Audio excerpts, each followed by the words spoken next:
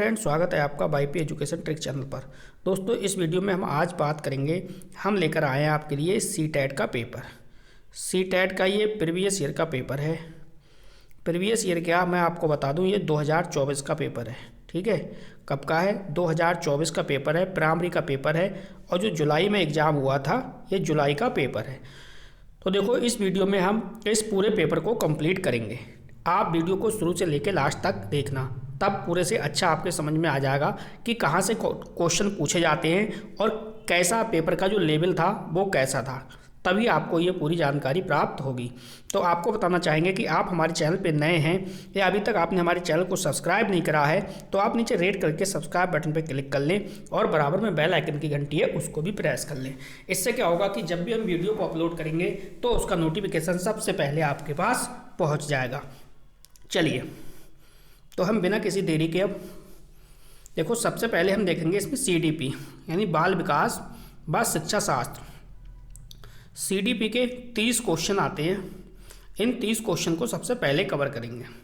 चलो देखो, पहला क्वेश्चन क्या कह रहा है भाई। पहला क्वेश्चन ये रहा आपका स्क्रीन पर, निम्नलिखित में से कौन सा निरंतर और व्यापक मूल्यांकन का समर्थन करेगा?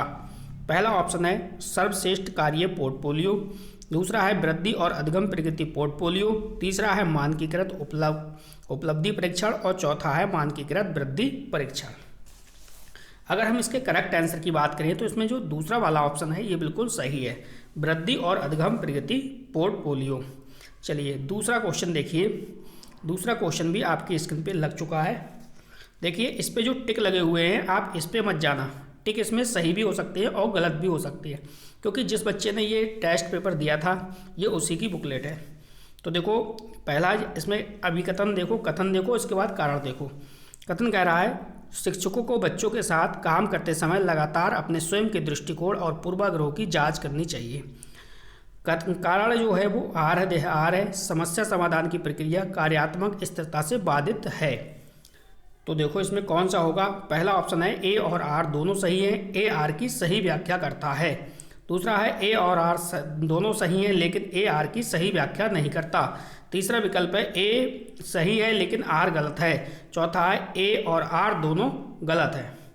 तो इसमें जो क्लियर आंसर है वो आपको बताना है। चलो, इसमें जो क्लियर आंसर है हमारा वो है दूसरा वाला विकल्प, ए और आर दोनों सही हैं लेकिन ए आर की सही व्याख्या नहीं करता है। चलिए तीसरा क्वेश्चन देखो। तीसरा क्वेश्चन भी आपकी स्क्रीन पर लग चुका है।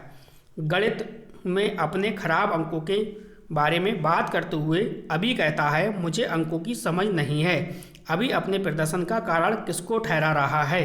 क्या वो किस्मत को ठहरा रहा है या कार्य कठिनाई को, कोशिश की कमी को या योग्यता का अभाव को? तो यहाँ पे इसका जो राइट आंसर हो जाएगा वो हो जाएगा योग्यता का अभाव। चौथा वाला ऑप्शन यहाँ पे सही है। अगला क्वेश्चन देखिए। अगला क्वेश्चन देखो क्या कह रहा है। ये लेव वाइगोत्स्की के अनुसार है, छात्रों के सीखने के अनुभव को बेहतर बनाने के लिए निम्नलिखित में से कौन सा एक अनुशंसित दृष्टिकोण है? तो पहला ऑप्शन है छात्रों को ऐसा काम प्रदान करना जो उनकी समझ के वर्तमान स्तर से पूरी तरह असंबंधित हो। अब असंबंधित हो तब तो ये गलत हो गया। दूसरा ऑप्शन है छात्रों के वर्तमान स्तर पर आधारित उनको उचित समर्थन और मार्गदर्शन के साथ कार्य प्रदान करना, तो ये पॉजिटिव है। तीसरा है छात्रों को कोई सहायता नहीं देना, अपने दम पर संघर्ष करने के लिए छोड़ देना, ये आपका गलत हो गया।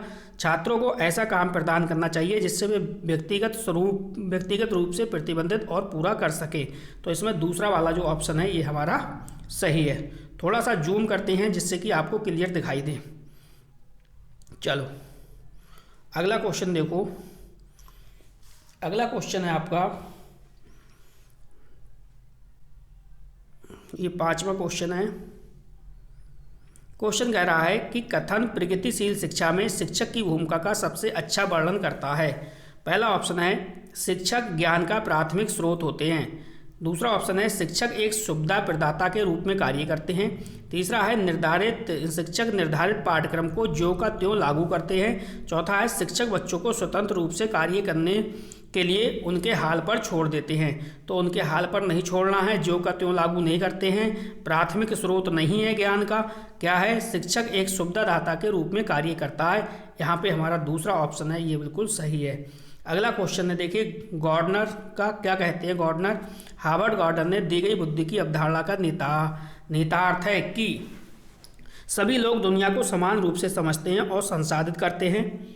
अगला क्वेश्चन है, अगला जो ऑप्शन है, अलग अलग आयामों में लोगों की अलग अलग योग्यताएं होती हैं। बुद्धि केवल एक ही आयाम होता है। बुद्धि का केवल एक ही आयाम होता है। बुद्धि केवल प्रयोगात्मक अधिगम से संबंधित है। तो देखो, बुद्धि का केवल एक ही आयाम नहीं होता है। बुद्धि केवल प्रयोगात्मक अधिगम से संबंधित नहीं है। सभी लोग दुनिया को समान रूप से समझते हैं, संसाधित करते हैं, ऐसा नहीं है।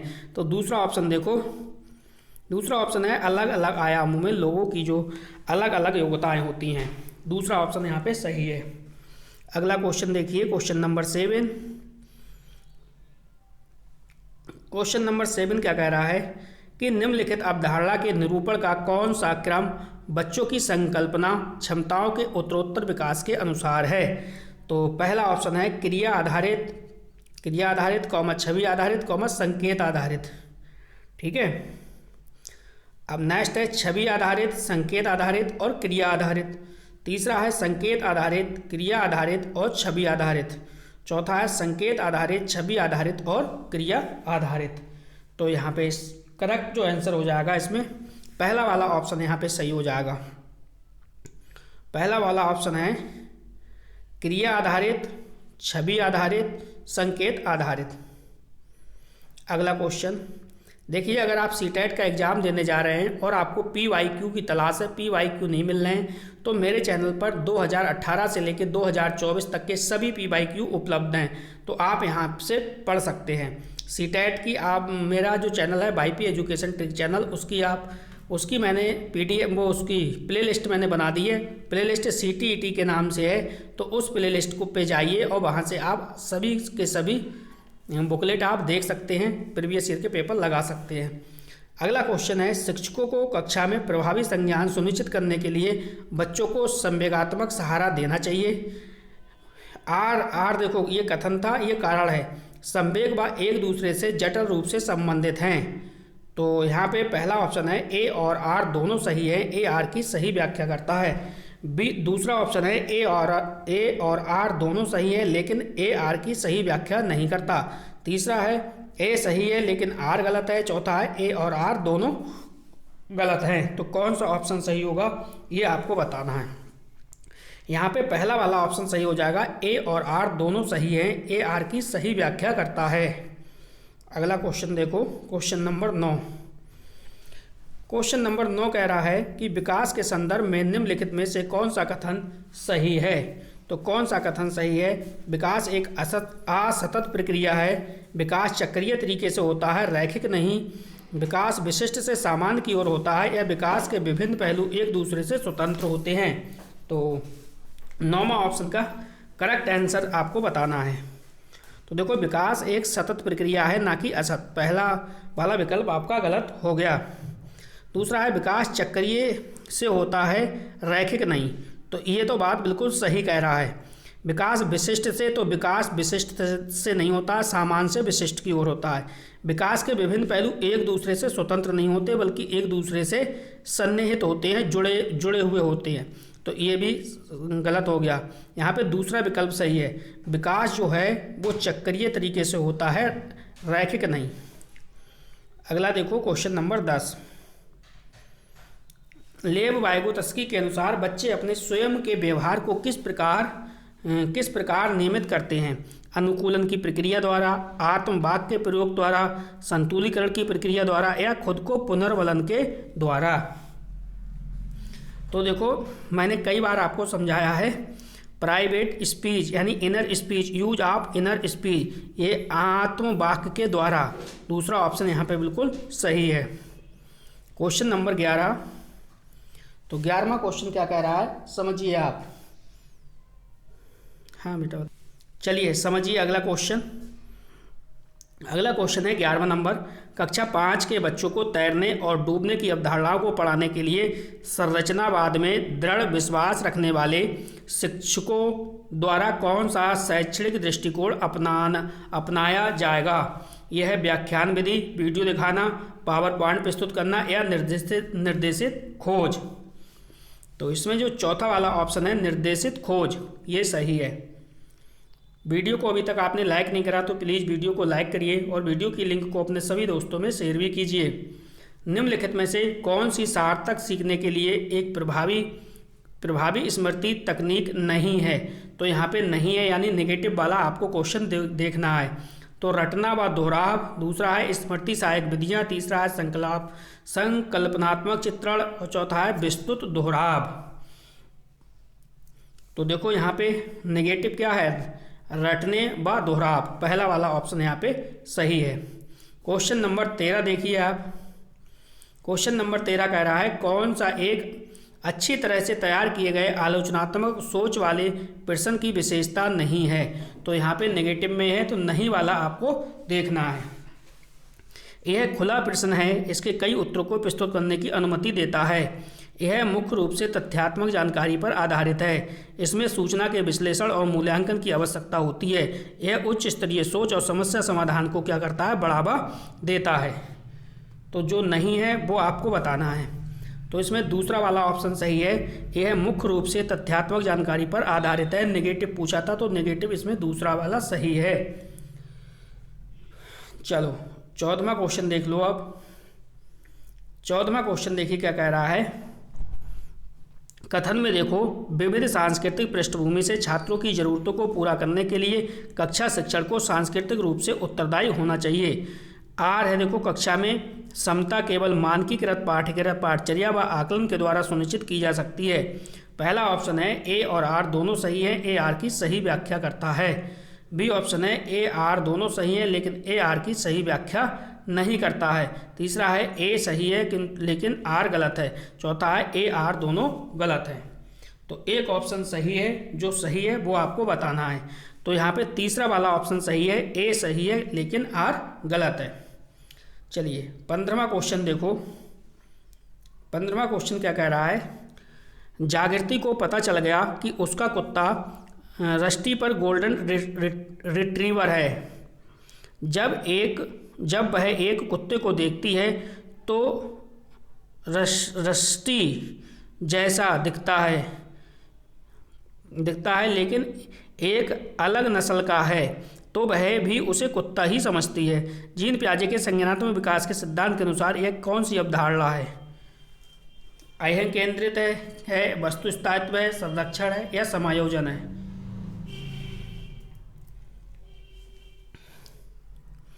तो इसमें देखिए करेक्ट आंसर जो हमारा हो जाएगा वो हो जाएगा समायोजन, यानी चौथा वाला। नेक्स्ट है देखिए क्वेश्चन नंबर 16। आनुवांशिकता पूरी तरह से एक व्यक्ति के की पर निर्धारण करती है। किस पर? सेक्स पर करती है, जेंडर पर करती है, शैक्षणिक सफलता पर करती है या सीखने की तैयारी पर करती है? तो ये जो करती है सिर्फ सेक्स पर करती है, इसलिए हमारा जो पहला वाला विकल्प है ये सही हो जाएगा। अगला क्वेश्चन है क्वेश्चन नंबर 17वां। क्वेश्चन कह रहा है कथन में शिक्षकों को कक्षा में प्रश्न पूछने पर ध्यान देना चाहिए और निर्देश देने के बजाय उन्हें प्रश्न पूछने के लिए प्रोत्साहित करना चाहिए। कथन कारण देखो क्या कह रहा है। बाल केंद्रित शिक्षा शास्त्र का अर्थ है कि कक्षा में बच्चों की आवाज़ को महत्व देना और उनमें प्रतिभागिता को सुनिश्चित करना। यहाँ पे जो विकल्प है पहला ए और आर दोनों सही हैं, ए आर की सही व्याख्या करता है। दूसरा विकल्प है ए और आर दोनों सही हैं लेकिन ए आर की सही व्याख्या नहीं करता है। तीसरा विकल्प है ए सही है लेकिन आर गलत है। चौथा है ए और आर दोनों गलत हैं। तो 17वें क्वेश्चन का जो पहला वाला ऑप्शन है ए और आर दोनों सही है, ए आर की सही व्याख्या करता है, यही विकल्प सही हो जाएगा। चलो 18वां क्वेश्चन देखो। दोहराव व बारंबार किए जाने वाला व्यवहार किसकी विशिष्टता पहचान है? पहला ऑप्शन है सोयलेन क्रम विकार की, दूसरा है अधिगमात्मक विकलांग की, तीसरा है ध्यान न्यूनता अति क्रियाशील विकार की, चौथा है मस्तिष्क पक्षाघात की। तो यहाँ पे जो पहला वाला ऑप्शन है ना शुल्लीन क्रम विकार की, ये वाला हमारा ऑप्शन इसमें सही है। क्वेश्चन नंबर 19, शिक्षार्थी अधिगम प्रक्रिया में व्यस्त और सक्रिय रूप से शामिल महसूस करते हैं जब गतिविधियां उनके संदर्भ से संबंधित होती हैं। अधिगम का बल दोहराव और रटने पर होता है। शिक्षार्थियों की सामाजिक भावनाएं आवश्यकताओं की उपेक्षा की जाती है। उनके पूर्व ज्ञान को पृथक किया जाता है और नकारा जाता है। तो कुल मिला के आपने इस क्वेश्चन में नकारा जाता है नेगेटिव है, उपेक्षा की जाती है नेगेटिव है, दोहराव और रटना है नेगेटिव है। तो पहला वाला क्या है, गतिविधियां उनके संदर्भ से संबंधित होती हैं। यहाँ पे आपके टैग वर्ड काम कर गए। टैग वर्ड की भी वीडियो मैंने आप लोगों को उपलब्ध करा दी है। आप प्लेलिस्ट पे जाइए, सीटेट की प्लेलिस्ट पे जाइए, वाईपी एजुकेशन ट्रिक चैनल पे जाइए और सीटेट की प्लेलिस्ट देख लीजिए, वहाँ पे मैंने सब कुछ डाल दिया है। देखो क्वेश्चन क्या कह रहा है, आमतौर पर सीखने की अक्षमता कठिनाइयों वाले बच्चों में क्या होता है, नज़र कमज़ोर होने के कारण पढ़ने में परेशानी होती है। दूसरा ऑप्शन है अपनी भावनाओं को नियंत्रित करने में समस्या होती है। तीसरा ऑप्शन है एक जैसे दिखने वाले अक्षर और बड़ को लेकर भ्रम होता है। चौथा है मानक बुद्धि परीक्षणों के माध्यम से निदानित बहुत कम बुद्धि लब्धि होती है। तो भैया बताओ अक्षमता कठिनाइयों वाले बच्चों में क्या होगा।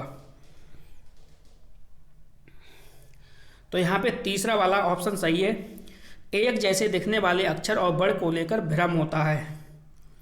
चलो अगला क्वेश्चन देखो, क्वेश्चन नंबर 21। क्वेश्चन नंबर 21 ये कह रहा है ऐसे बच्चे जिन्होंने बहुत कम उम्र से गंभीर मानव सामाजिक अभाव का अनुभव किया, आमतौर पर उनके विकास में देरी या बाधा उत्पन्न होती है और पुनर्वास के बावजूद विकास के कुछ क्षेत्रों में सुधार अधीनस्थ होने की संभावना है।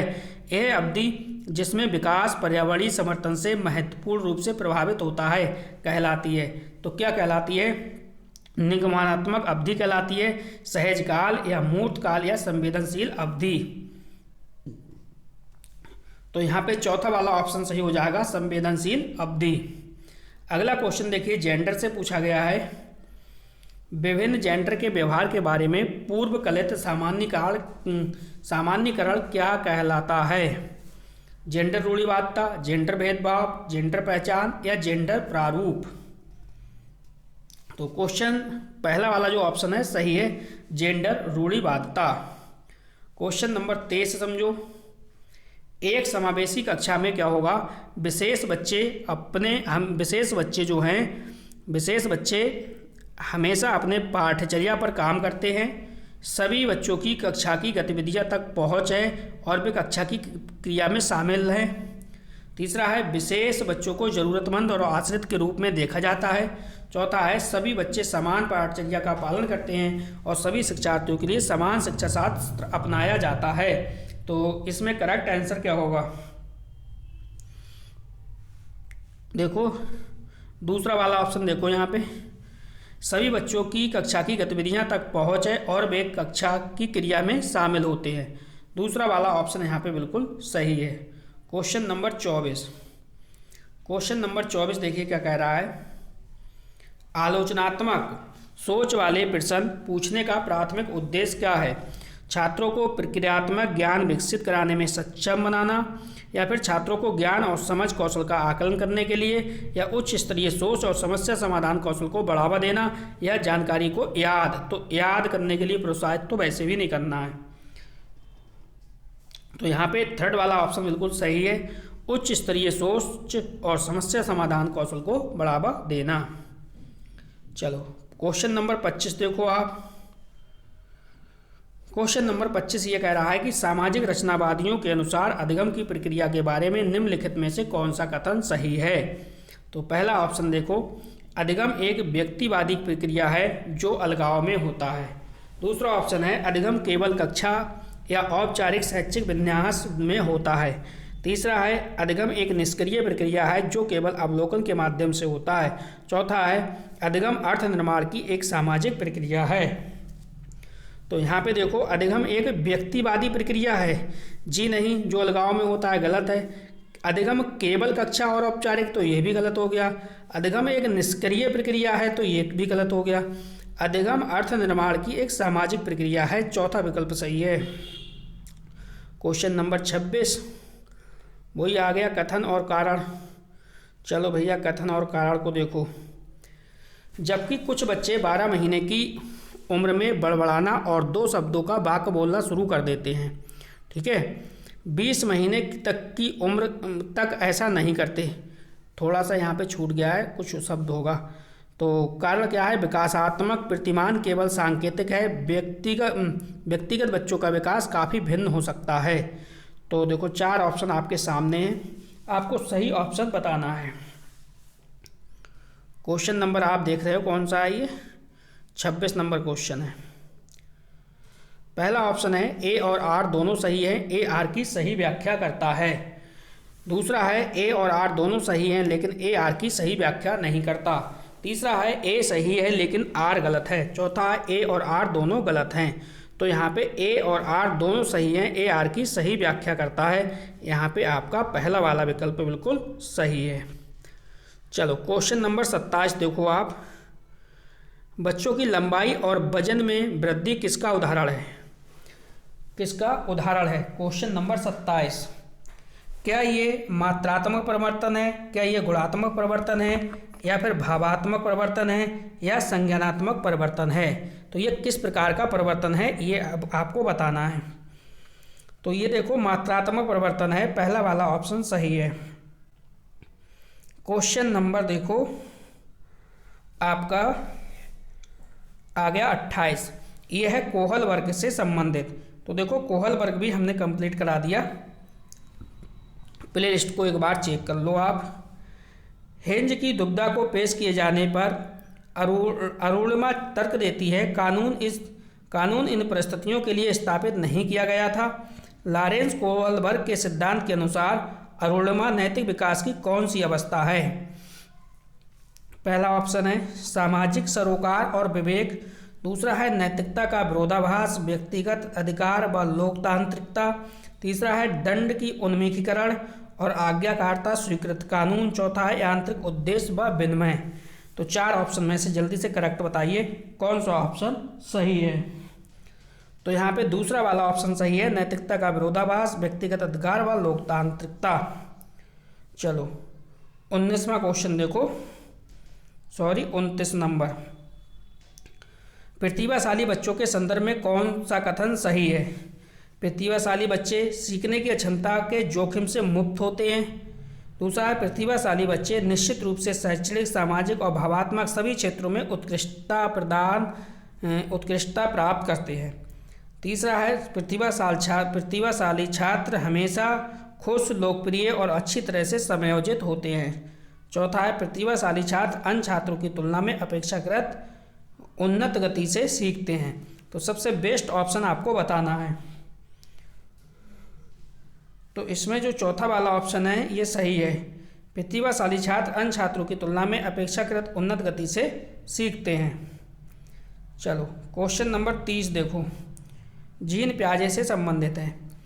जीन पियाजे के अनुसार निम्नलिखित में से कौन सी क्षमताएं पूर्व संक्रियात्मक अवस्था की विशेषता हैं? नंबर 1 है वर्गीकरण और क्रमबद्धता। दूसरा है देखो इसमें संरक्षण और अमूर्त चिंतन। और तीसरा है नकल प्रतिवर्तिता। चौथा है प्रतीकात्मक खेल और जीववाद। तो चौथा वाला ऑप्शन यहाँ पे सही हो जाएगा, प्रतीकात्मक खेल और जीववाद। इस प्रकार से देखिए इसके हमने सीटीपी के जो 30 क्वेश्चन पूछे गए थे वो 30 के 30 क्वेश्चन कवर कर लिए। ठीक है, आप वीडियो को शुरू से लेकर लास्ट तक देखना तभी आपके समझ में आएगा भाई कि 2024 का जो जुलाई का पेपर है सीटेट का वो कैसा आया था। ऐसा ही पेपर आपको दिसंबर में देखने को मिलेगा, तो आप वीडियो को अंत तक देखना। चलो इस क्वेश्चन को समझो आप। क्वेश्चन क्या कह रहा है देखिए, 31वां क्वेश्चन आपसे पूछ रहा है कि भाई गणित है। अब आपका गणित स्टार्ट हो गया, यहाँ से मैथ स्टार्ट हो गया। मैथ के 30 क्वेश्चन पूछे जाएंगे जो अब अपने लोग सॉल्व करेंगे। देखो गणित की कक्षा में विद्यार्थियों में व्यक्तिगत भिन्नता की पहचान के लिए निम्नलिखित में से कौन सी आकलन तकनीकी सबसे उपयुक्त नहीं है? देखो उपयुक्त नहीं है वो पूछना है, और इन्होंने लगा दिया पॉजिटिव वाली। योगात्मक जो होता है नहीं, ये नहीं है। योगात्मक आकलन, रचनात्मक आकलन, नैदातिक आकलन और समकक्षी आकलन। तो इसमें जो करेक्ट आंसर होगा ना, ये आपका पहला वाला ऑप्शन हो जाएगा, योगात्मक आकलन। सही लगाया है। 1 मिनट पिछला क्वेश्चन चेक करते हैं। हाँ, पिछला मैंने सही बताया था ना। चलिए, सही बताया था मैंने। अगला क्वेश्चन देखो। अगला क्वेश्चन ये पूछा गया है, निम्नलिखित में से कौन सा संसाधन दशमलव की अवधारणाओं को समझने के लिए सबसे उचित है? तो सबसे उचित है संख्या चार्ट है, या डायनेमिक्स ब्लॉक्स है, या टेलर का गिनतारा है, या ग्राफ पेपर है। अब देखो, दशमलव संसाधन दशमलव की बात कर रहा है, ठीक है। तो यहाँ पे देखो डायनेमिक्स ब्लॉक्स हो जाएगा और हो जाएगा आपका ग्राफ पेपर, यानी बी और डी सही है। तो बी और डी दूसरा ऑप्शन सही है यहाँ पे। चलिए अगला क्वेश्चन देखो, 33 नंबर।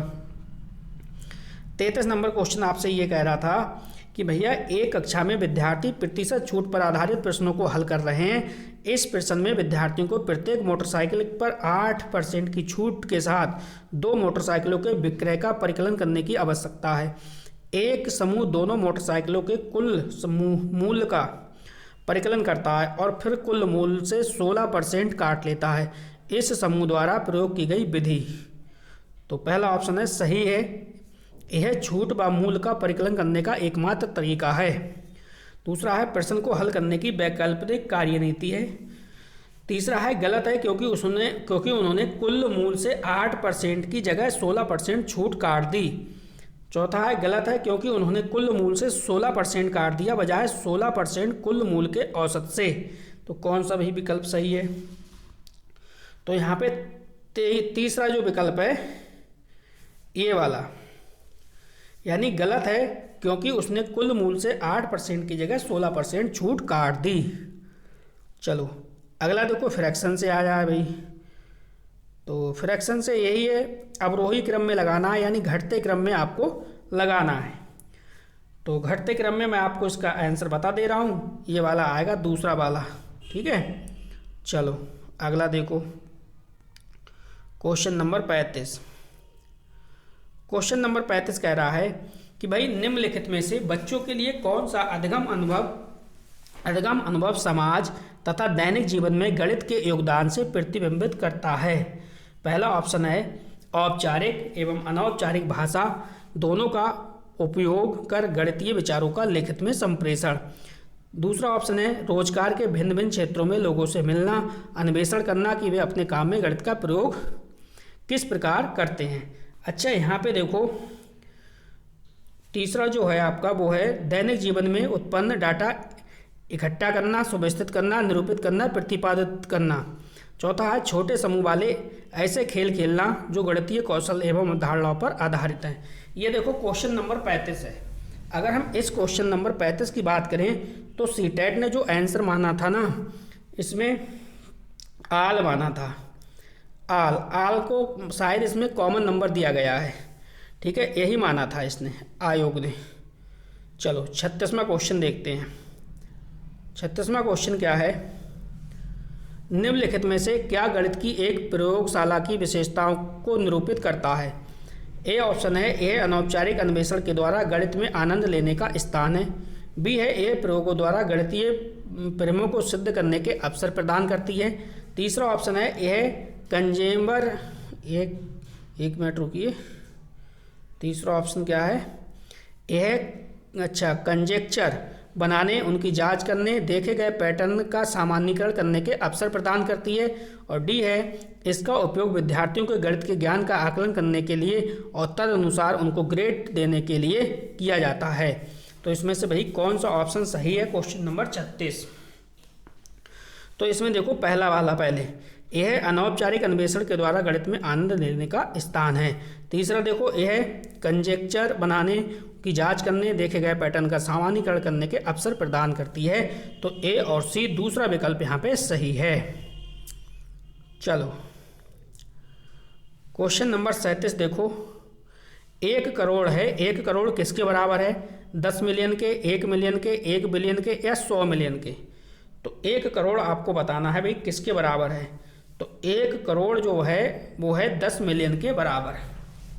पहला ऑप्शन यहाँ पे सही हो जाएगा। पहला ऑप्शन यहाँ पे सही हो जाएगा। चलिए 38 नंबर देखो, 38 नंबर देखो क्वेश्चन क्या कह रहा है भाई। 38 नंबर जो क्वेश्चन कह रहा है, दिन है मरीजों की संख्या है, ठीक है। इस तालिका के आधार पर गलत कथन को चुनिए। वो कह रहा है कि आंकड़ों का जो परिसर है वो 27 है, आंकड़ों का जो परिसर है वो 27 है। दूसरा ऑप्शन कह रहा है अधिकतर दिनों में मरीजों की संख्या 30 से अधिक है। तो बिल्कुल सही बात है, ये तो बिल्कुल सही बात है। देखो सोमवार को 25 रही है और बृहस्पतिवार को 18 रही है। इससे पहले 30 से ऊपर ही है।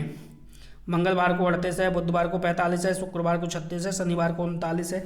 सोमवार और बुधवार के मरीजों की संख्या का अंतर 20 है।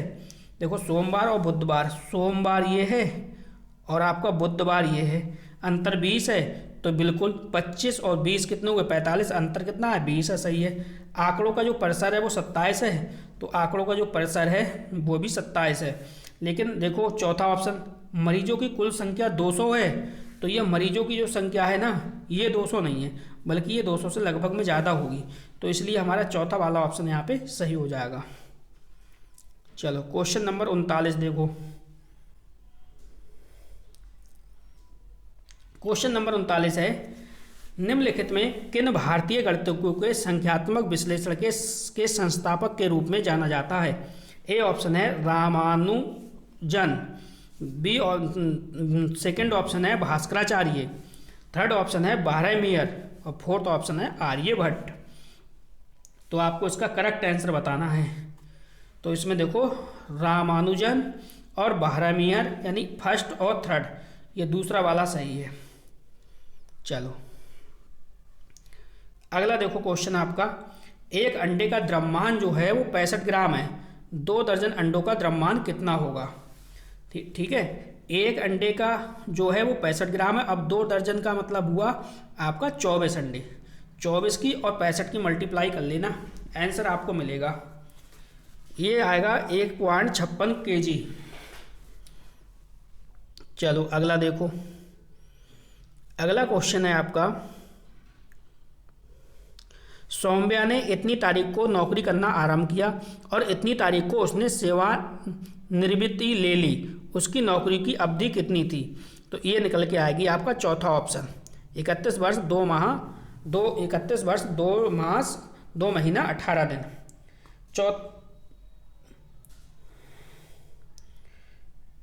एक मिनट चेक करना, ये दिखा रहा है 31 वर्ष 2 मास 19 दिन, ठीक है, 41 का थर्ड।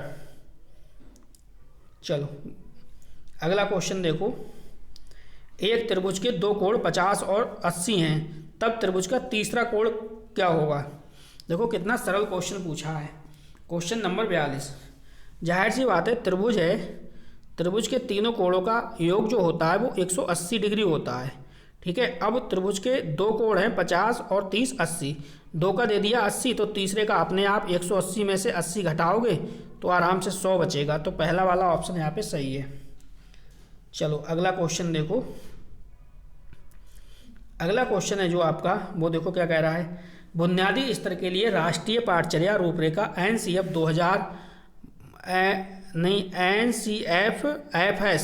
2022 ने अमूर्त गणितीय अवधारणा के शिक्षण के समय निम्नलिखित घटकों के महत्व पर प्रकाश डाला था। तो यहाँ पे देखो क्या आएगा, पहला ऑप्शन है लिखित चिन्ह, दूसरा है अनुभव, तीसरा है बोलचाल वाली भाषा, चौथा है चित्र। तो इसमें देखो क्या आएगा, इसमें देखो चौथा वाला ऑप्शन हमारा सही हो जाएगा, चौथा वाला। पहले आएगा बी, देखो यहाँ पे एक शब्द आपको ध्यान रखना है, ये ELPS, इल्पस आपको ध्यान रखना है। ई का मतलब है एक्सपीरियंस यानी अनुभव, एल का मतलब है लैंग्वेज यानी भाषा, ये वाला भाषा है, ठीक है। इसके बाद पहले नंबर पे ये आएगा, दूसरे नंबर पे भाषा हो गई, और तीसरे नंबर पे है पिक्चर यानी चित्र, तो तीसरे नंबर पे ये आएगा, और चौथे नंबर पे है सिंबल यानी चिन्ह, तो चौथे नंबर पे आपका ये आएगा, ठीक है। इस तरीके से इसको सॉल्व करना था। अगला देखो क्वेश्चन नंबर कौन सा है, 44 नंबर। 44 नंबर देखो क्या कह रहा है आपका, भाई दो स्तंभ दिए गए हैं, इनको मिलान करना है। इनको क्या करना है? मिलान करना है। स्तंभ 1 और स्तंभ 2। तो देखो श्यामपट्ट एक फलक है, श्यामपट्ट एक फलक, इसे मिलाओगे थर्ड से, एक तल का एक भाग निरूपित करता है। ठीक है। अब है एक रेखा की निश्चित लंबाई नहीं होती, एक रेखा की निश्चित लंबाई नहीं होती। ठीक है। एक किरण, तो एक जो किरण है, एक किरण है, तो एक किरण के क्या होता है? एक किरण के एक अंत बिंदु है। अब है डी, एक रेखाखंड है, एक रेखाखंड के दो अंत बिंदु होते हैं। तो इस प्रकार से ये जो थर्ड वाला ऑप्शन है, ये वाला सही हो जाएगा। थर्ड वाला ऑप्शन यहाँ पे सही हो जाएगा। चलो क्वेश्चन नंबर 45 देखते हैं। 45 क्वेश्चन देखो क्या कह रहा था। 45 में कह रहा था 22 HM 8 DAM डैम बराबर है। तो ये लगभग आपका आएगा निकल के 42,800 M और आपका 2208 है और 2280 और 22,080। तो इसमें जो निकल के आएगा ना आपका, ये आएगा 2280। अगला क्वेश्चन देखो, अगला क्वेश्चन है 46वां क्वेश्चन। 46वां जो आपका क्वेश्चन है, x अनुपात y बराबर p अनुपात q हो तो निम्नलिखित में से कौन सा सत्य है? अब देखो यहाँ पे मैं आपको बता दूं, ये d वाला छोड़ के a, b और c तीनों सत्य हैं, इसलिए हमारा जो चौथा वाला ऑप्शन है ये बिल्कुल सही है। Question number 47। 47 में क्वेश्चन में देखो क्या है, वुड मास का रूल लागू करना था और वुड मास का रूल जो लागू करके आराम से आपका 0 आ जाएगा। वुड मास लगा दो इसमें। अगला क्वेश्चन देखो, अगला क्वेश्चन है क्वेश्चन नंबर 48। क्वेश्चन नंबर 48 क्या कह रहा है? 48 नंबर कह रहा है कि भाई संख्याओं के बारे में निम्नलिखित में से कौन सा सत्य है? सभी धनात्मक पूर्णांक पूर्ण संख्या हैं, सभी पूर्ण संख्याएं पूर्णांक हैं, सभी परमेय संख्याएं वास्तविक संख्याएं हैं, सभी अपरमेय संख्याएं जो हैं वास्तविक संख्याएं हैं। तो इसमें जो आयोग ने माना था वो जेड माना था, आल। ठीक है, ये आपको ध्यान रखना है। चलो अगला क्वेश्चन देखो। अगला क्वेश्चन ये है कि भाई कथन गणित उन स्तरों में पदानुक्रमित है जो तार्किक रूप से व्यवस्थित है के लिए निम्नलिखित में से कौन सा सही उदाहरण है? ए ऑप्शन है पूर्णांकों की अवधारणा को संख्याओं के गुणन और भाग की अवधारणा से पूर्व विकसित करने की आवश्यकता होती है। बी है गुणन योग की अवधारणा का अनुपालन करता है और उस पर विकसित होता है। सी ऑप्शन है संख्या बोध को योग और व्यकलन की अवधारणा से पूर्व विकसित करने की आवश्यकता होती है। तो देखो इसमें क्या होगा, इसमें ए वाला नहीं होगा, बी और सी दोनों सही हो जाएगा। तो बी और सी आपका है सेकंड विकल्प में। अगला क्वेश्चन 12,000, 1,300 और 2,10 बराबर है। तो 2,10 बराबर ये वाला आएगा आपका, थर्ड ऑप्शन निकल के आएगा 13,320। क्वेश्चन नंबर 51 देखो, समीकरण पढ़ाते समय शिक्षिका अद्वितीय हल वाले रैखिक समीकरण की अवधारणा को समझाती है और वह आगे पूछती है अगर हल दिया गया तो आप कितने समीकरण बना सकेंगे? तो जाहिर सी बात है इसमें एक समीकरण होगा नहीं, कई समीकरण होगा नहीं, कई समीकरण नहीं ये लिखा है इसलिए नेगेटिव है। दो समीकरण, इसमें मतलब कई समीकरण बना सकता है। तीसरा वाला विकल्प सही है।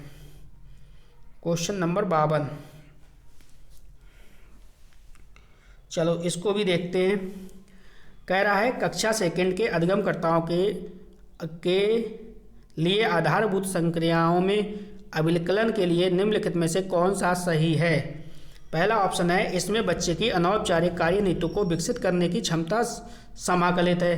बी ऑप्शन है इसमें बच्चे की अनुमान लगाने की क्षमता समाकलित है। सी ऑप्शन है इसमें बड़ी संख्याओं के साथ परिकलन करने की बच्चे की क्षमता समाकलित है। तो कौन सा भाई ऑप्शन सही होगा?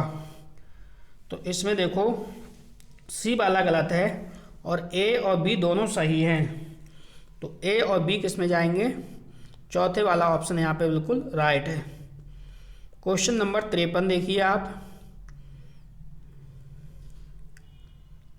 चलो, गणित की एक शिक्षिका कक्षा में विवृत एवं संवृत वक्र की अवधारणा पर चर्चा करती है। विद्यार्थियों की बेहतर समझ के लिए वह 4 बिंदुओं के साथ एक उदाहरण देती है। अगर वक्र विवृत है तब 4 बिंदुओं की स्थिति है, क्या है? सभी सररेखी हैं, उसमें से 2 सररेखी होनी चाहिए, उसमें से 3 सररेखी होनी चाहिए, उसमें से 3 असररेखी होनी चाहिए। तो इसमें हो जाएगा सभी सररेखी हैं, पहला वाला ऑप्शन।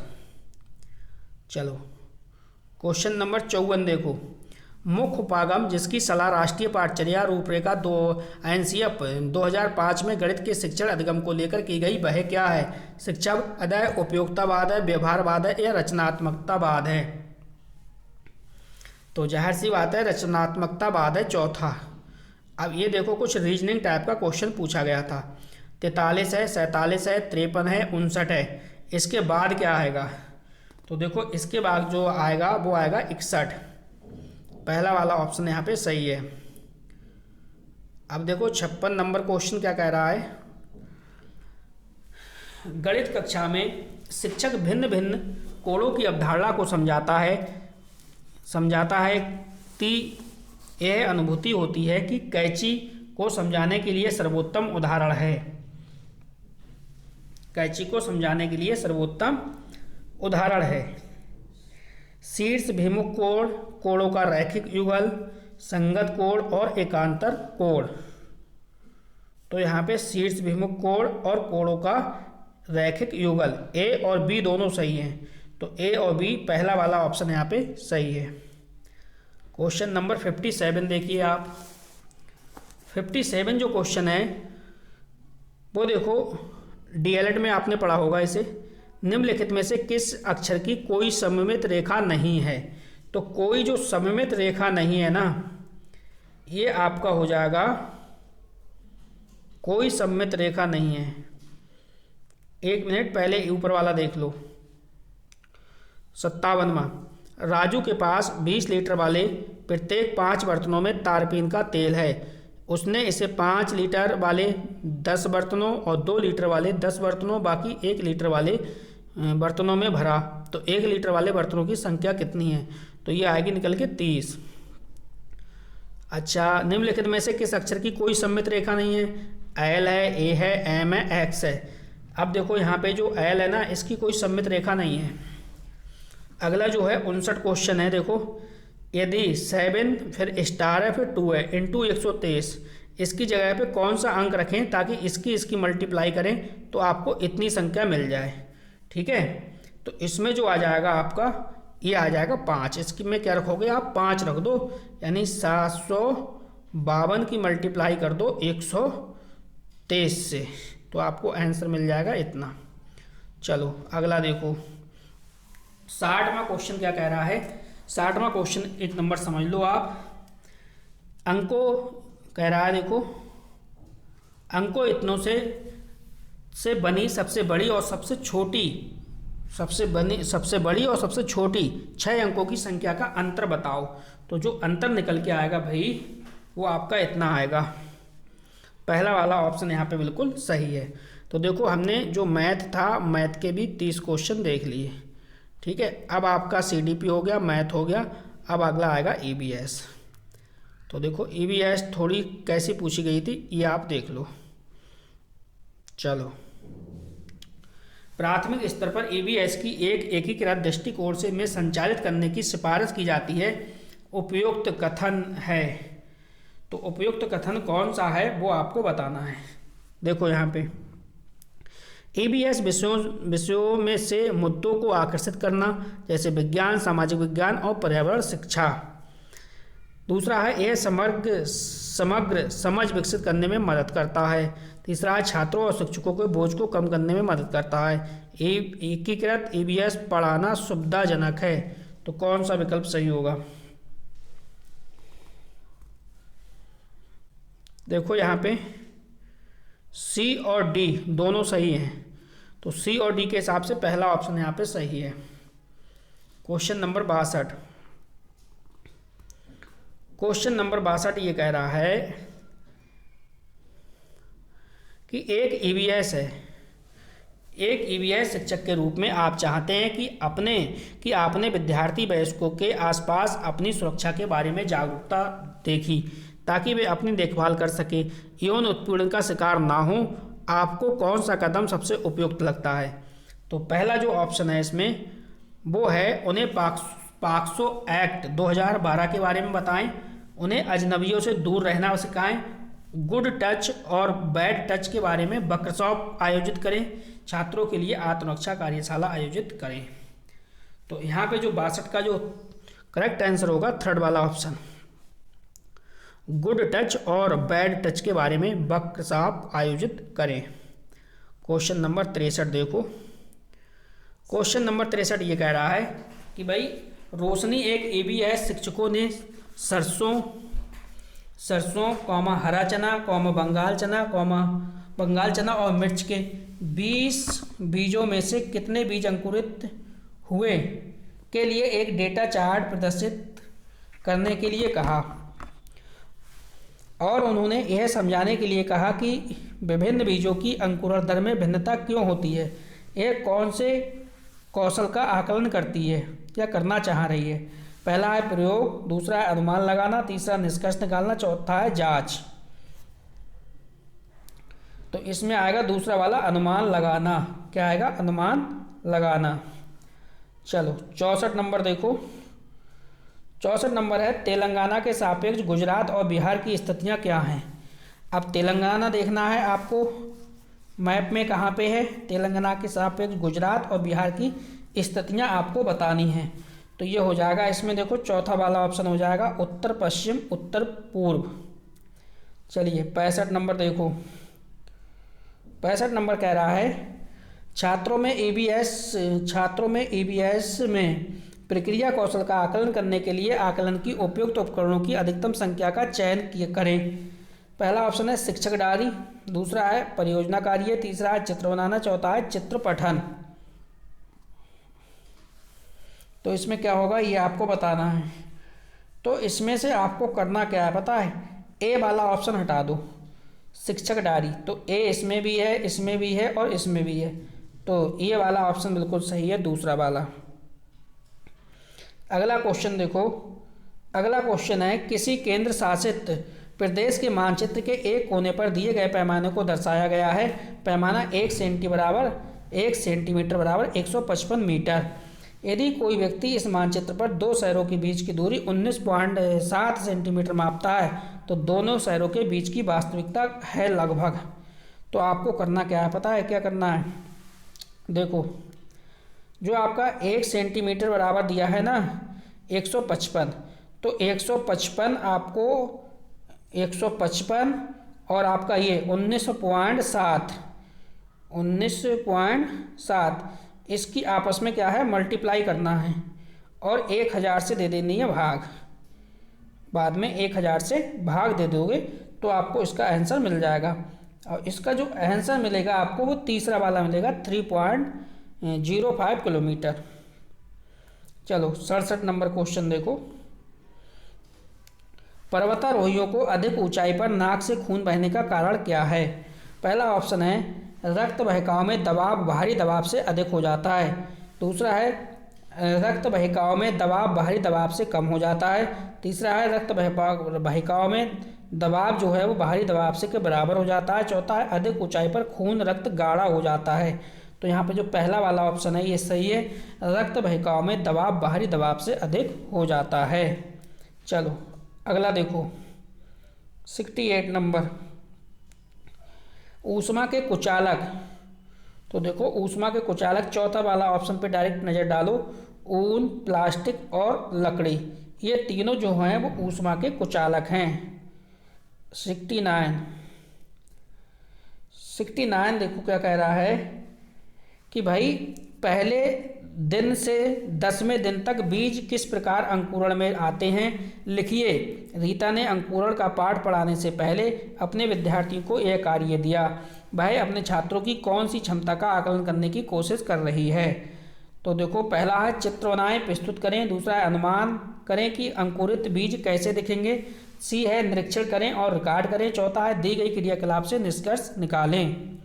तो यहाँ पे कौन सा ऑप्शन करेक्ट होगा। तो देखो यहाँ पे ए को हटाना है, चित्र बनाएं प्रस्तुत करें, ये नहीं होगा। तो ए देखो एक तो इसमें है एक इसमें है। अब आपका बचा दो बचे बी सी और बी सी डी। तो इसमें डी नहीं है तो इसलिए ये खराब हो गया। तो ए बी सी डी यानी सी वाला ऑप्शन यहाँ पे सही हो जाएगा। अगला क्वेश्चन देखो आप। अगला क्वेश्चन आपसे कह रहा है पौधे की एक प्रजाति एक्स है जो बहुत अधिक संख्या में पैदा होती है, लेकिन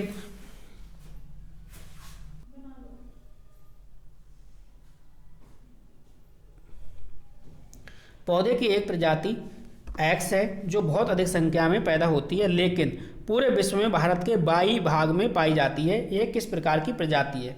प्रचुर है, विदेशी है, स्थानिक है, विलुप्त होने की कगार पर है। तो कौन सा ऑप्शन सही होगा। ये स्थानिक हो जाएगा 70 का, तीसरा वाला।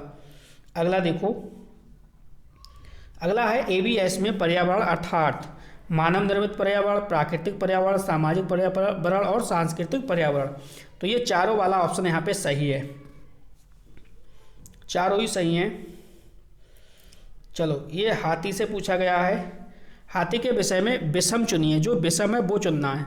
हथनियाँ झुंड में रहती हैं, तो ये तो बिल्कुल सही है भैया, हथनियाँ जो है झुंड में रहती हैं।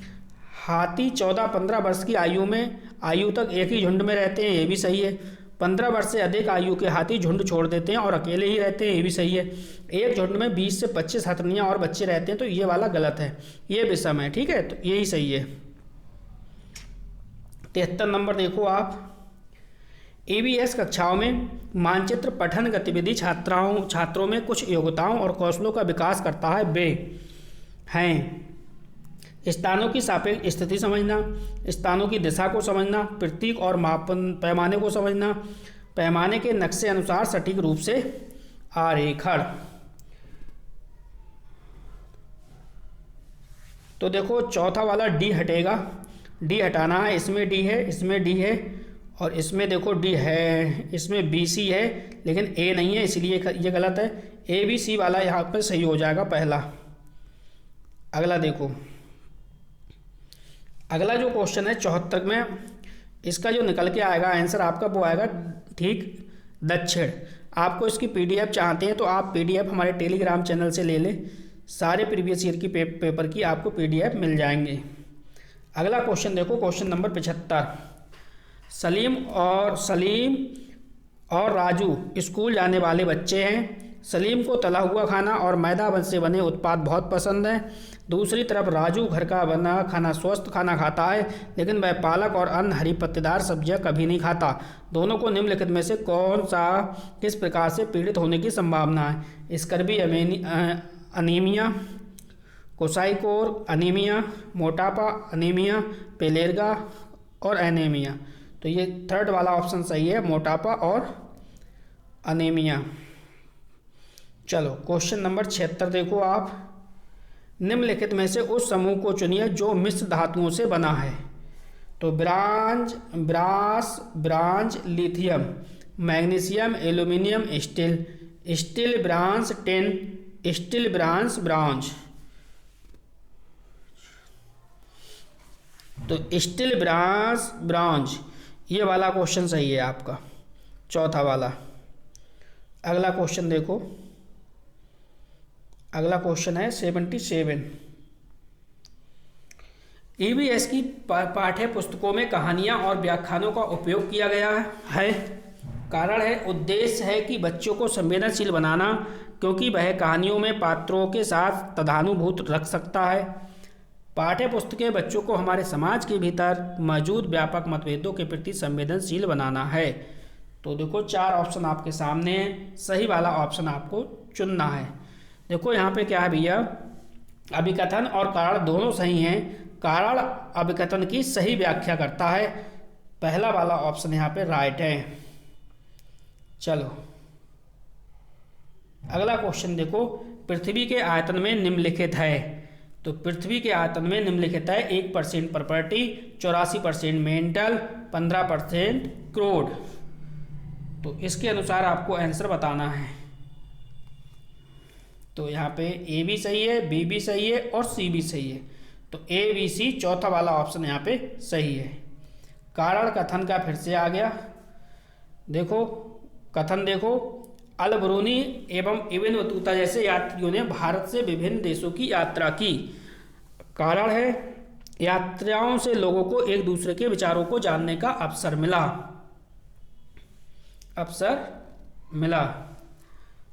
तो देखो यहाँ पे कौन सा विकल्प राइट होगा ये आपको बताना है। देखो यहाँ पे हो जाएगा आपका पहला वाला तो गलत है, अल-बरूनी एवं इब्न बतूता जैसे यात्रियों ने भारत से विभिन्न देशों की यात्रा की, ये गलत है। और ये वाला स्टेटमेंट ये सही है आपका, ए गलत है किंतु आर सही है। चौथा वाला यहाँ पे बिल्कुल राइट हो जाएगा। क्वेश्चन नंबर 80 देखो, एक ईबीएस शिक्षिका अपने छात्रों से कल्पना करने और उत्तर देने के लिए कहती है, क्या होता है अगर पृथ्वी से सभी पक्षियों को एक साथ मार दिया जाए? ऐसे प्रश्न क्या हैं? अभिसारी प्रश्न है, काल्पनिक प्रश्न है, अपसारी है या दार्शनिक है? तो ये अपसारी प्रश्न है, तीसरा वाला ऑप्शन सही है। 81 नंबर क्वेश्चन देखिए आप, एनसीईआरटी की 5वीं कक्षा की पुस्तक में झारखंड में रहने वाली सूर्यमणि की एक वास्तविक कहानी है। यह क्या है? आध्यात्मिक आदिवासी जीवन और सूर्यमणि की भूमिका को दर्शाता है। छात्रों के लिए प्रशासनिक अध्याय द्वारा संबोधित सबसे महत्वपूर्ण पहलू का चयन कीजिए। पहला है जनजातीय समूह के बारे में लोकप्रिय धारणा और पूर्वाग्रह। बी ऑप्शन है वनवासी समुदायों और उनके पास रहने वाले जंगलों के बीच घनिष्ठ संबंध। सी ऑप्शन है लड़कियों की शिक्षा कैसे उनके जीवन को बदलती है। और डी ऑप्शन है जनजातीय आदिवासियों द्वारा उपयोग किए जाने वाले वन उत्पाद। तो इसका करेक्ट आंसर बताना है आपको। तो यहाँ पे देखो ए वाला गलत होगा, यहाँ पे ए ऑप्शन गलत है, ठीक है। जनजातीय समुदायों के बारे में लोकप्रिय धारणाएं और पूर्वाग्रह, तो ए देख लो किस किस में है। तो ए एक तो इसमें है और एक इसमें है, ठीक है। और ए यानी गलत है, इसका मतलब तीनों ये क्या है? सही है। तो बी वाला ऑप्शन हो जाएगा यहाँ पे। चलो 82 नंबर देखो आप, निम्नलिखित में से कौन सा पर्वतों की उत्पत्ति ज्वालामुखी से मानी जाती है? माउंट किलिमंजारो या फ्यूजियामा आल्प्स पर्वत। तो इसमें क्या होगा? इसमें अगर हम करेक्ट आंसर की बात करें तो ये हो जाएगा ये ए और बी। तो ए और बी कहाँ हैं? चौथे वाले ऑप्शन में है। अगला क्वेश्चन देखो, क्वेश्चन नंबर आपका है ये 83 यानी 83 नंबर। कौवा पेड़ की सबसे ऊंची डाल पर घोंसला बनाता है, बीवर पक्षी 2 पत्तों को सिलकर घोंसला बनाता है। तो क्या है भैया? तो ये ए और बी दोनों गलत हैं। कौवा पेड़ की सबसे ऊंची डाल पर घोंसला नहीं बनाता है, मैंने पक्षी वाला पढ़ा दिया है, आप देख लीजिए। अगला क्वेश्चन है, अगर कोई तैरना नहीं जानता, देखो कथन है और कारण है। कथन पढ़ रहे हैं हम, अगर कोई तैरना नहीं जानता तो तब भी वह मृत सागर में वह आसानी से तैर सकता है। मृत सागर से 1 लीटर में 300 ग्राम नमक पाया जाता है, जो इससे अधिक नमक सांद्रित सागर बनाता है। तो यहाँ पे भैया सब कुछ आपका सही है, सब कुछ यहाँ पे सही है। इसका मतलब ये जो है 84 नंबर में पहला वाला ऑप्शन सही हो जाएगा, ठीक है। ए और आर सही है, आर एक ही सही व्याख्या करता है। अब देखो क्वेश्चन नंबर 85।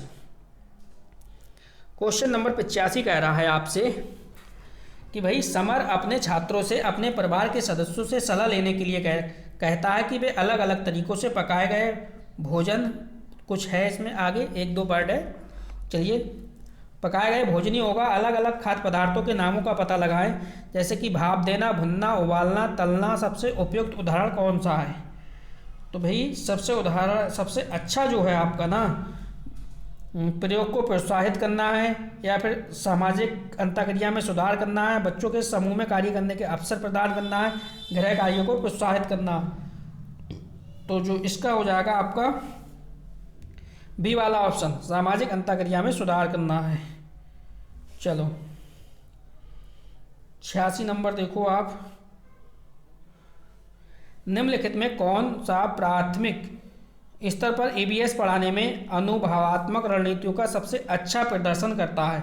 चर्चा है, प्रदर्शन है, क्षेत्र भ्रमण है और कला एकीकृत शिक्षा है।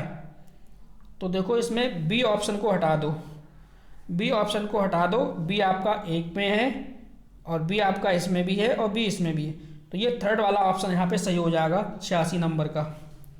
87 नंबर क्वेश्चन देखो, क्वेश्चन कह रहा है कि ईवीएस पाठचर्या सीखने के सामाजिकवादी रचनावादी परिप्रेक्ष्य में तैयार किया जाता है।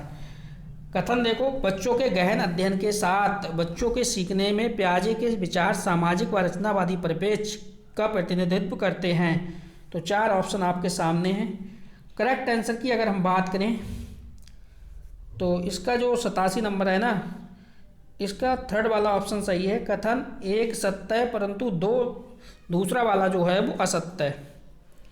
चलो 88 बिल्कुल सिंपल था। भारत में इतना पीएम है, उसी दिन 2 पीएम होगा, तो 2 पीएम कहाँ पे होगा? लंदन में होगा। 89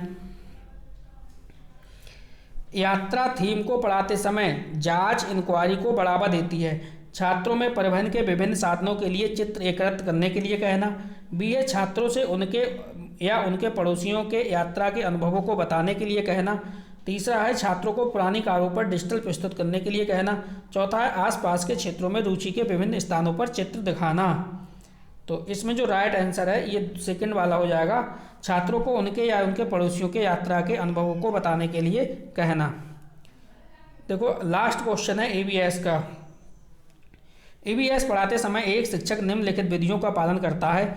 सोचो, जोड़ो, साझा करो, पारस्परिक सहपाठी, ट्यूशन, जिज्ञासा, रणनीति, सहपाठी, पुनरीक्षण। यह उदाहरण किसके हैं? तो ये जो उदाहरण हैं आपको बता दें, इसमें देखो पहला और दूसरा ऑप्शन दोनों सही है। सहपाठी समूह द्वारा सीखना और रचनात्मक उपागम, और ये वाला और थर्ड चौथा ये गलत है। ठीक है, अब देखो हमने ये ईवीएस भी समझ ली। अब चलते हैं हिंदी। अब हम बता दें आपको, जिन छात्रों ने फर्स्ट लैंग्वेज हिंदी ली है, जिन छात्रों ने प्रथम लैंग्वेज हिंदी ली है, उनके लिए हम हिंदी को सॉल्व करेंगे, अन्यथा अदर छात्रों के लिए ये नहीं है। ठीक है, चलिए सबसे पहले पैराग्राफ है, तो पैराग्राफ को पढ़ लेते हैं। ठीक, पैराग्राफ है देखो, अध्यात्म भी मन का राजा होने का मार्ग खोलता है। अपने मन का राजा होना मतलब मन पर स्वयं पर अंकुश रखना है, उनके सवाल का निर्धारण करना है, अपना लक्ष्य बनाना है, लक्ष्य प्राप्त करने के लिए प्रयत्न करना है। अध्यात्म आपको अपने मन का राजा बनने की ओर ले जाता है। यह स्थिति आपको विकारों से दूर रखती है, वैचारिक सुंदरता का वरदान देती है और बुराई के समक्ष कमजोर होने से बचाती है। प्रकृति में उपहार में जो जीवन मिला है उसके मूल को समझना चाहिए और उस क्षेत्र का राजा बनने के मार्ग पर चलना चाहिए जिस पर मानवता का विस्तार हो। राजा बनिए, लेकिन शुद्ध विचारों, अच्छे कर्मों, मानवीय संवेदना का राजा बनिए। अन्याय, अधर्म आदि के भय से भयभीत हो और एक ऐसी सत्ता बनाएं जिसमें समानता हो, जो स्वयं में राजा होकर समानता का मार्ग प्रशस्त करे, वह अध्यात्म के क्षेत्र का भी राजा बन जाता है। चलो अब आप क्वेश्चन को देखिए। क्वेश्चन है, गद्यांश के अनुसार मनुष्य जीवन में का महत्व है, किसका महत्व है? तो वो है देखिए लक्ष्य का महत्व है। आध्यात्मिक होने का अर्थ क्या है? आध्यात्मिक होने का अर्थ है विचारों की सुंदरता। चौथा, अध्यात्म शब्द में प्रत्यय का प्रयोग किया जा सकता है, तो देखो किसका, एक का प्रयोग किया जाएगा। विशेष विशेषण का उदाहरण नहीं है, तो विशेष विशेषण का जो उदाहरण है वो लक्ष्य निर्माण नहीं है। राजा का अनिवार्य गुण नहीं है, तो क्या नहीं है, देखो आपके सामने ऑप्शन है। मानवीय संवेदना है, अच्छे कर्म भी हैं, निर्भयता भी है, लेकिन धर्म भीरू होना नहीं है। एक राजा को और से नहीं डरना चाहिए। किससे नहीं डरना चाहिए? एक राजा को अन्याय और अधर्म से नहीं डरना चाहिए। चौथा वाला विकल्प सही है। अगला क्वेश्चन है 97। राजा के किन गुणों की चर्चा गद्यांश में की गई है? तो भैया की गई है शुद्ध विचार और अच्छे कर्म की चर्चा की गई है। 98। राजा बनने के लिए की राह पर अग्रसर होना होगा। किसकी? किस पर? अध्यात्म पर। अपने मन का राजा होने से तात्पर्य क्या है? अपने मन का राजा होने से तात्पर्य है मन को नियंत्रित रखना, मन को नियंत्रित रखना। चलो अगला पैराग्राफ। गांधी तिलक सुभाष जवाहर का प्यारा ये देश है, जियो और जीने दो कहो सबका देता संदेश है। पहरी बनकर खड़ा हिमालय जिसके द्वार, उत्तर द्वार पर हिंद महासागर दक्षिण में इसके लिए विशेष है। लगी गूंजने दसों दिशाएं वीरों के यक्षगान से, हमें मिली आज़ादी वीर शहीदों के बलिदान से। चलो पैराग्राफ पढ़ लिया। 10वां देखो, अब 100 नंबर देखो। भारत देश की क्या विशेषता है? भारत देश की विशेषता है दक्षिण में हिंद महासागर है। कविता में किस संदेश की बात की गई है? तो कविता में की गई है जियो और जीने दो। हिमालय का संधि क्षेत्र क्या हो जाएगा? तो हिमालय का होगा हिमधन आलय हिमालय। कविता में किन महापुरुषों का उल्लेख किया गया है? तो कविता में महात्मा गांधी जी का उल्लेख है। कविता में किन वीरों के यक्षगान की बात की गई है? तो जिन्होंने देश की स्वतंत्रता के लिए जीवन दिया। वीर का बहुवचन क्या होगा? तो वीर का जो बहुवचन है वो हो जाएगा वीर। वीर का बहुवचन वीर ही रहेगा। 106 नंबर देखो अब। चलो पैराग्राफ के सारे क्वेश्चन समाप्त। 106 नंबर है, किसी टॉपिक पर मानस मंथन करने के बाद भी एक बालिका अपने आप से अनुच्छेद नहीं लिख पा रही है, हालांकि वयस्क या सहपाठी के मार्गदर्शन में लिख लेती है। इस प्रकार के मार्गदर्शन को क्या कहेंगे? तो जाहिर सी बात है, क्या कहोगे इसे? इसे कहोगे आप स्कैफोल्डिंग, मदद करना। पहला वाला विकल्प यहाँ पे सही है। चलो अगला देखो 107 नंबर। एक अधगम एक प्रकार है। यह अधगम का एक प्रकार है जिसमें बच्चे को उच्च स्तरीय मानसिक क्रियाओं जैसे बुद्धि या तर्क करना आदि का प्रयोग होता है। मौखिक अधगम है, अवधारणा अधगम है, गत्यात्मक कौशल अधगम है या संरचना अधगम है। तो 107 नंबर का आपको करेक्ट आंसर बताना है। करेक्ट आंसर क्या होगा? तो ये हो जाएगा आपका अवधारणा अधगम। चलो 108 नंबर देखो। एक अध्यापक होने के नाते आप एक बच्चे को उसके कुल भाषा प्रयोग के लिए प्रशंसा करते हैं, यद्यपि उसमें कुछ शब्दों की वर्तनी गलत लिखी है। आप कक्षा में उपागम का प्रयोग कर रहे हैं, समग्र भाषा का, संश्लेषणात्मक का, रचनावादी या फिर संरचनावादी। तो ये हो जाएगा समग्र भाषा, पहला वाला ऑप्शन। 109 नंबर देखो आप हिंदी भाषी अध्यापक हैं और आपकी नियुक्ति पंजाब के किसी प्राथमिक विद्यालय में हुई है। अब आप चूंकि आप स्थानीय भाषा नहीं जानते तो आपको क्या करना चाहिए? पहला ऑप्शन है किसी हिंदी भाषी क्षेत्र में स्थानांतरण के लिए आवेदन करना चाहिए, बच्चों की भाषा को एक संसाधन के रूप में इस्तेमाल करना चाहिए और शिक्षण आरंभ करना चाहिए, अंग्रेजी में संप्रेषण करना चाहिए या समुदाय को हिंदी सीखने के लिए प्रेरित करना चाहिए। तो देखो दूसरा वाला ऑप्शन यहाँ पे बिल्कुल राइट है। बच्चे की भाषा को एक संसाधन के रूप में इस्तेमाल करना चाहिए और शिक्षण प्रारंभ कर देना चाहिए। 110 नंबर, किसी पाठ्य सामग्री से विशिष्ट सूचना निकालने के उद्देश्य से गहन पूर्वक या गहराई से उस पठन सामग्री को पढ़ने का कौशल बोध है। तो ये कौन सा कौशल बोध है? ये है स्थानीय कौशल बोध हो जाएगा। वैश्विक नहीं होगा, निष्कर्षात्मक नहीं होगा, मूल्यांकन परक नहीं होगा, स्थानीय बिल्कुल सही है। चलो अगला देखो 111 नंबर। अगला कह रहा है भाषा अधिगम में निदानात्मक परीक्षण का उद्देश्य क्या है। तो निदानात्मक परीक्षण का क्या उद्देश्य है। पहला है योगात्मक आकलन के लिए योजना एवं प्रश्न बनाना, गलत है। अभिभावक शिक्षण बैठक में अभिभावकों को सूचित करना और ध्यान देने के लिए कहना, ये भी गलत है। बच्चों की समझ में रह गए अंतरों को जानना और उपचारात्मक कदम उठाना। विद्यार्थियों के प्रगति रिपोर्ट कार्ड में प्राप्त फल लिखना, तो ये गलत है। थर्ड वाला ऑप्शन आपका बिल्कुल राइट है। 112 नंबर देख लो। निम्नलिखित में कौन सा कथन पाठ्य पुस्तक के बारे में सही है। पहला है पाठ्य पुस्तक अध्यापक और विद्यार्थियों के लिए एकमात्र महत्वपूर्ण सामग्री है, गलत है। यह पाठचर्या उल्लेखित उद्देश्यों को प्राप्त करने में मदद करती है। यह सत्र के लिए शैक्षिक गतिविधियों की योजना है, तो यह आपका गलत है। पाठ्य पुस्तक का स्थान कोई दूसरा नहीं ले सकता, तो ये दूसरा वाला विकल्प सही है। यहाँ पे यह पाठचर्या में उल्लेखित उद्देश्यों को प्राप्त करने में मदद करती है। 113 नंबर देखो आप। निम्नलिखित में से कौन सा कक्षाई अभ्यास विद्यार्थियों में मौखिक भाषा के विकास में मदद करेगा। तो 4 ऑप्शन आपके सामने। अध्यापक के साथ पाठ्य सामग्री का संवेद पठन, भी है कविता को कंटेस्ट करने के बाद कविता को संवेद गायन, रोल प्ले में भाग लेना, नए या अपरिचित शब्दों के सही उच्चारण का अभ्यास कराना। तो यहाँ पे है रोल प्ले में भाग लेना। थर्ड वाला ऑप्शन यहाँ पे बिल्कुल सही है। 114 नंबर क्वेश्चन देखो। जब हम यह कहते हैं कि भाषा यादृच्छिक है तो इसका तात्पर्य क्या है। तो इसका जो तात्पर्य है भाषा के शब्दों और उनके अर्थों के बीच अंतर्निहित संबंध, जी नहीं, शब्दों और उनके अर्थों के बीच संबंध किसी ठोस कारण पर आधारित है, ना कि बस यूं ही। भाषा के शब्दों और उनके अर्थों के बीच का एक अंतर्निहित संबंध नहीं है। भाषा पहले निर्धारित शब्दांतों का पालन करती है। तो अगर हम 114 नंबर वाले में देखें तो देखो यहाँ पे ये तीसरा वाला है सही। 115 देखो। व्याकरण पढ़ाने का निगमात्मक उपागम अनुशंसा करता है कि हमें सबसे पहले करना क्या है। उदाहरण प्रस्तुत करने हैं या नियम प्रस्तुत करने हैं या वास्तविक संप्रेषण प्रस्तुत करना है या ड्रिल के माध्यम से अभ्यास करवाना। तो उदाहरण प्रस्तुत पहले नहीं करने, गलत है, ये भी गलत है। वास्तविक संप्रेषण प्रस्तुत करना चाहिए।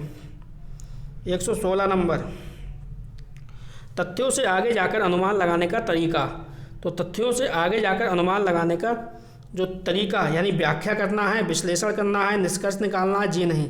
पाठ्य सामग्री का विस्तार यानी एक्स्ट्रापोलेशन करना है। 117 नंबर देखो। एक भाषा अध्यापक को चाहिए कि विद्यार्थी को स्वच्छंद लेखन के लिए प्रोत्साहित करे, क्योंकि स्वच्छंद लेखन का शिक्षार्थी के लिए लाभ है। तो भैया विद्यार्थी को लिखने या ना लिखने के लिए स्वतंत्र है, ऐसा नहीं है। पहला ऑप्शन देख लो, यह विद्यार्थियों को प्रभाव के साथ रचनात्मक तरीके से लिखने के लिए प्रोत्साहित करता है, बिल्कुल पॉजिटिव है पहला वाला। विद्यार्थियों यह महसूस नहीं करते कि उन्हें कुछ अधिक या एकदम सटीक लिखना है, गलत है। शिक्षार्थी अपनी प्रथम भाषा लिखित स्वरूप के गुणधर्म समावेशित कर सकते हैं, ये भी गलत है। पहला वाला सही है। 118 नंबर। आप कक्षा 5 के अध्यापक हैं। आपने विद्यार्थियों को पाठ्य सामग्री अच्छी तरह से पढ़ाने के लिए कहा। इसके बाद संदर्भ और प्रसंग को ध्यान में रखते हुए प्रश्नों के उत्तर देने के लिए कहते हैं। इस प्रक्रिया के द्वारा आप विद्यार्थी को किस पठन के लिए प्रोत्साहित कर सकते हैं। विस्तृत पठन, बारीकी से पठन, सरसरी तौर पर पठन या गहन पठन। तो ये हो जाएगा गहन पठन, चौथा वाला। चलो, भाषा और अर्जन केवल तभी घटित होता है जब देखो क्या है, बच्चों को व्याकरण के नियम सिखाए जाएं, ऐसा नहीं है। बच्चों को अनुवाद करने का अभ्यास कराया जाए, ये भी नहीं होगा। बच्चों को पठन के अवसर दिए जाएं, ये भी नहीं है। भाषा अर्जन केवल तभी घटित होता है जब बच्चों को भाषा प्रवेश एक्सपोजर दिया जाए, चौथा वाला है ये सही आपका क्वेश्चन के अनुसार। लास्ट है 120 नंबर। कक्षा में मातृभाषा को स्थान न देना किस विधि की विशेषता है। तो वो देखो प्राकृतिक नहीं है, द्विभाषिक नहीं है, श्रव्य भाषिक नहीं है और प्रत्यक्ष यानी डायरेक्ट है, चौथा वाला ऑप्शन का सही है। तो देखो मैं आपको बता दूं, मैंने आपको सी टैट के 2018 से लेकर 2024 तक जितने भी बार पेपर हुआ है सी टैट का, सभी अब मैंने पेपर आपको सॉल्व करा दिए हैं। आपको कहीं नहीं जाना, आपको जाना है वाईपी एजुकेशन ट्रिक चैनल पर। वहाँ पे मैंने आपके लिए प्लेलिस्ट बना दी है, प्लेलिस्ट से आप सभी पेपर को देख लीजिए। तो बस इस वीडियो में इतना ही था। वीडियो देखने के लिए आपका बहुत बहुत धन्यवाद। मिलते हैं नेक्स्ट वीडियो में।